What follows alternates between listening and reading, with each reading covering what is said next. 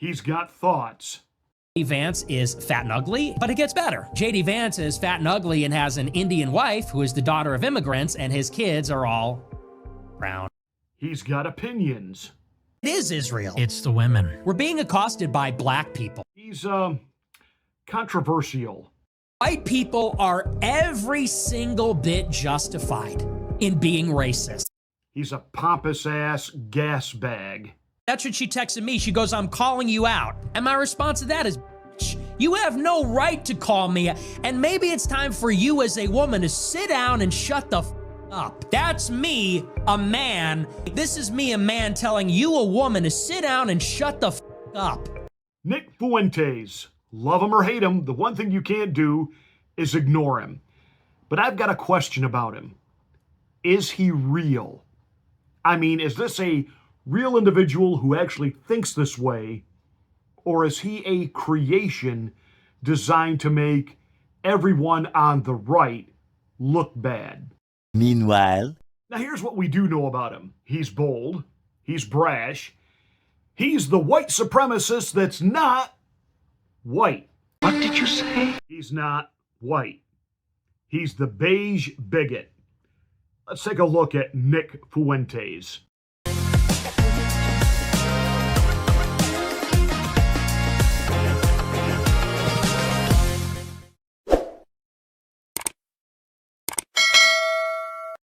Hi, I'm Pastor Marty. Welcome to the Afternoon Drive. Please make sure that you're subscribed to the channel. And once you are, smack that bell, click the word all. That will give you notification of my rants, my ravings, my undeniably flawless reasonings. Please like and share this video. It's the only way that we can get the word out that we're here. Thank you so much for watching. Thank you for being a part of the Afternoon Drive. And remember, if I didn't make you mad, I didn't make you think. Warning, psychological nudity. Listener discretion is advised.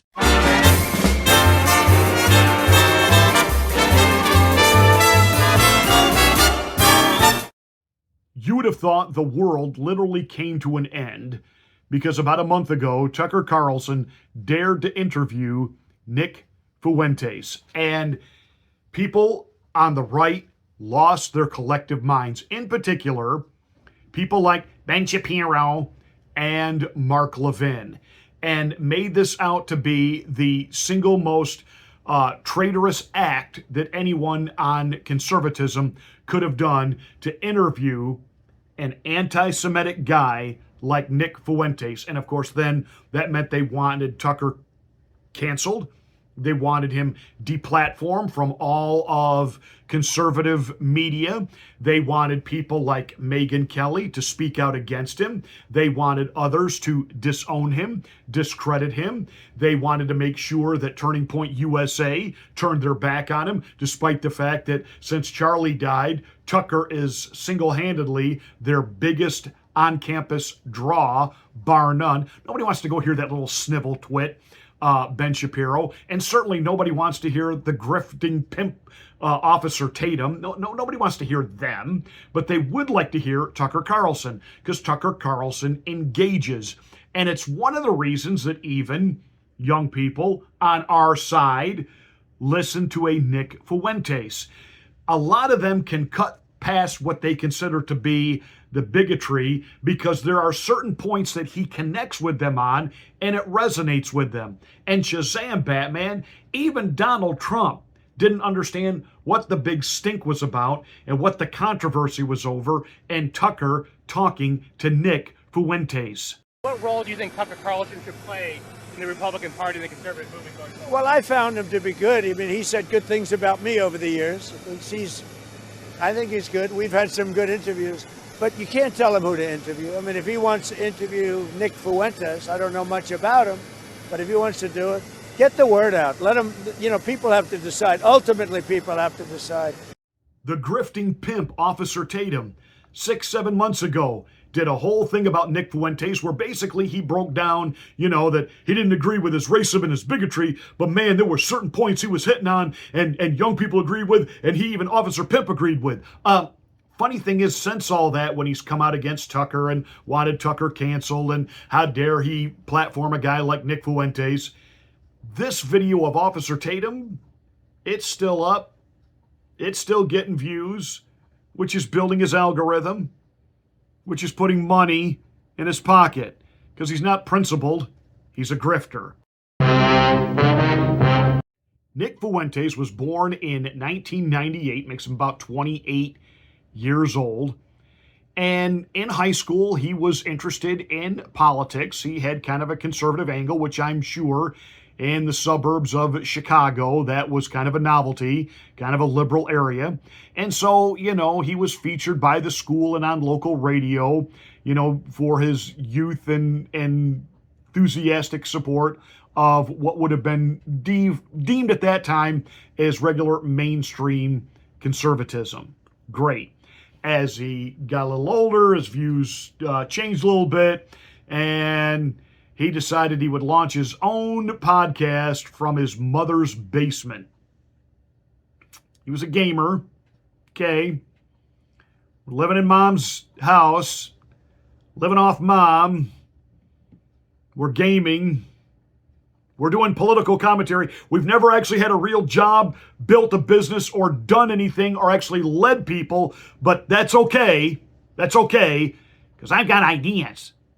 I'm Nick Fuentes. I've got ideas, and you need to listen to me. He calls his podcast America First. Gee, I wonder where he got that idea from. And he is self-described as a white nationalist, as a Christian nationalist. He is a denier of the Holocaust, and he is really rank anti-Semitic. And I don't just mean because he doesn't support, what Israel did in Gaza. I mean, he is just a rank. You hear him talk about the Jews. He is just that way. And I have to wonder, does this guy have a girlfriend? I mean, and if he were to say, yes, I date, then I would just simply have to say, well, I guess there still are a couple of Ava Brauns around. All right, that said, let's back this up a little bit. He's a white nationalist, self-described, wants the preservation of white Europeanism preserved here in the United States. Okay, it's pretty good since his dad is half Mexican. Now, he claims he is from Irish, Italian, Mexican descent, but his dad is half Mexican. Now, I've got something that our little podcasting Führer needs to understand, that according to an ideology which he has spoke very highly of a particular country over in Europe during the 1930s and 40s, that to really be able to prove that you were Aryan, it was dependent upon your birth record, the bloodline of your parents, your grandparents, and I believe it even went back to your great-grandparents. Well, right out the gate, Nick falls flat on his face with his own parents. And if he were living in that particular country during the 1930s and 40s, and if we were tracing his bloodline and his father turned out to be, shall we say, half kosher, wouldn't matter what Nick's ideas and ideals and loyalties were. He could be serving in the SS, and after doing the background check, once they discovered that, he'd have to turn in his little uniform, put on a gray coat with a yellow star on it, and move to the Warsaw Ghetto. So him out there representing white nationalism is on one level just ironically funny, and on another level, again, Tucker, you might want to go back to your first instinct on this guy, that he's a Fed. Like the Proud Boys, like other organizations the Feds put together, to try to paint all conservative people as white supremacists. And, again, because the Feds think that the rest of the world is so stupid, how would we possibly think that a guy with the last name of Fuentes is not white?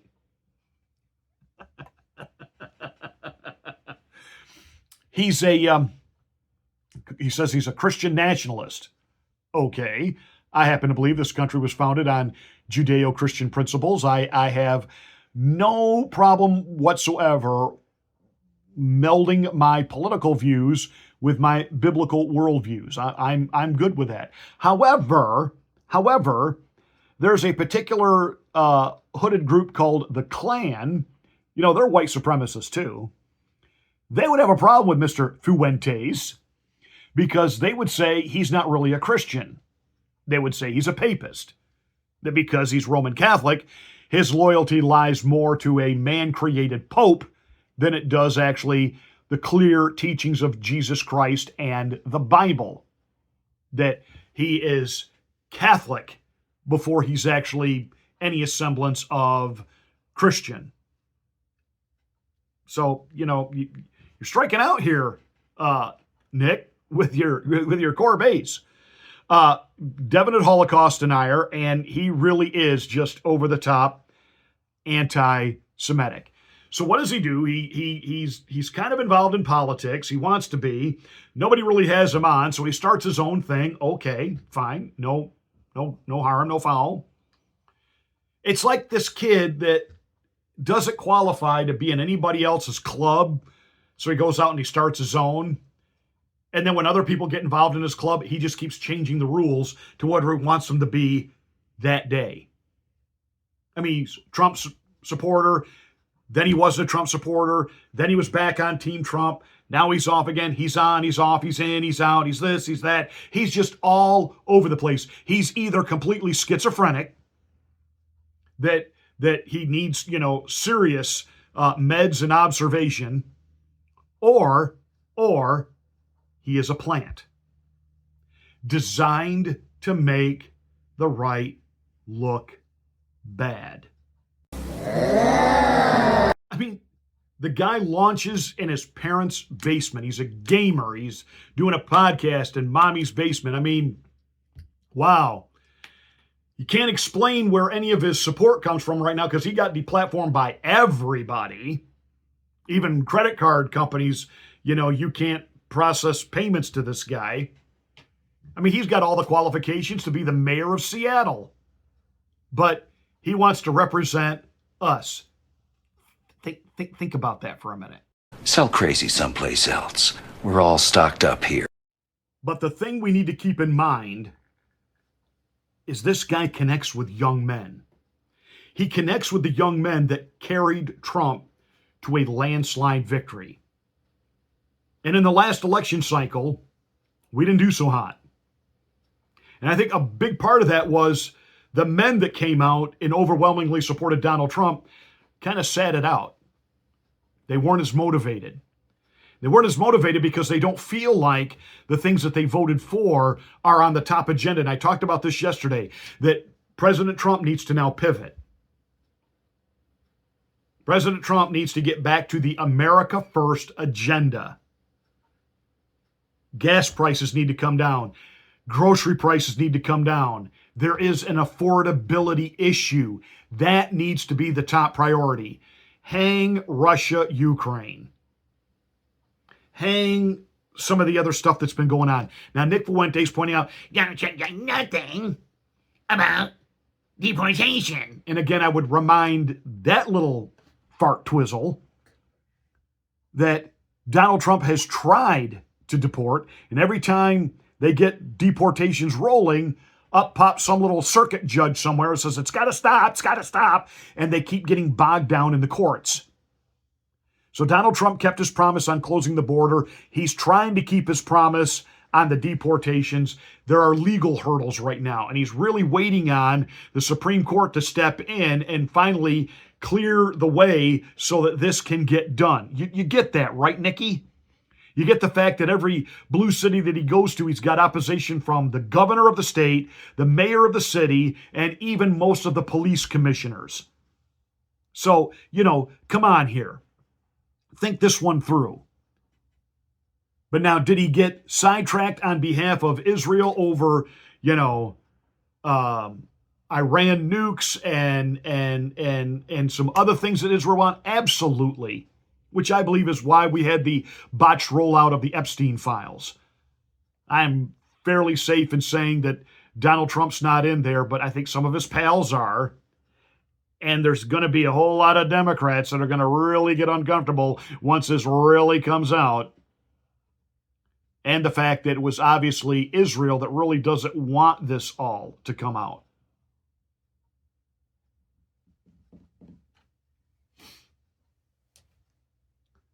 The lesson here is simple. President Trump can turn this around if he gets back to America first. Because again, Nick is making that argument, and the young people that supported Trump, they're listening to Fuentes. You're going to get a job, you're going to work, and we're literally going to make things. We're going to make our country great. We're going to build skyscrapers, bridges, infrastructure. We're going to work with our hands. We're going to have factories. We're going to be a productive nation that builds the future. That was the whole premise. And Americans would do it. It was that Americans would do the building, not Chinese, not Indians, not foreign labor, not outsourcing. American labor, American builders, buying American, hiring American, American ingenuity and entrepreneurship and innovation and labor and companies would literally create our future. That was the idea of MAGA. No, that is his entire sentiment on the H-1Bs, spot on facts. Same thing I was saying literally right before we watched it. And then the thing he said about MAGA was spot on. I mean, he's hitting the nail on the head. Like, we didn't vote for Trump to import more foreigners and tell us that they're better than us. They're not better than us. I don't believe that. No one will ever convince me that a foreigner is better than me. Never. No one will ever convince me that foreign labor is better than American labor. He made a point. 40% of people in STEM don't have degrees in STEM. Why? Because STEM is outsourcing labor. That's an issue. That is an issue. Someone has to address that. I thought that's what MAGA was going to do. Like he said, I thought it was about making America great with American citizens for American citizens, not making more opportunity to bring more foreigners here. I would never be in favor of that. If that's what I knew it was, I would have never voted for that. You can be Ben Shapiro and Mark Levin and do everything you can to outrage and downplay this guy. The reality is Ben Shapiro and Mark Levin are not relevant voices in conservative media. I promise you, no one under the age of 50 even knows who Mark Levin is. Shapiro has burned all of his bridges and destroyed his own media empire because of his own ego. He's imploded himself, and within 4 or 5 years, Tucker's right. Nobody even remember Ben Shapiro's name. But Fuentes, young people are going and they're finding him because he's not on any of the main platforms. Now, YouTube is allowing others to post his stuff here, and that's really only because they don't like Donald Trump, and right now he's on the attack against Donald Trump.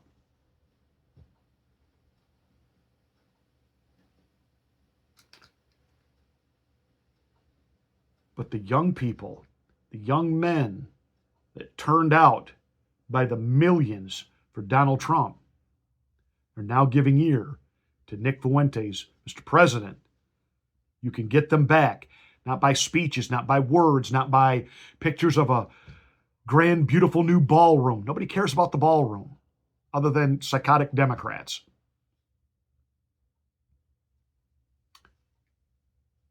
People need to feel your success. Not just hear about it. They need to feel it for themselves when they go to the grocery store, when they get gas, when they want to buy something.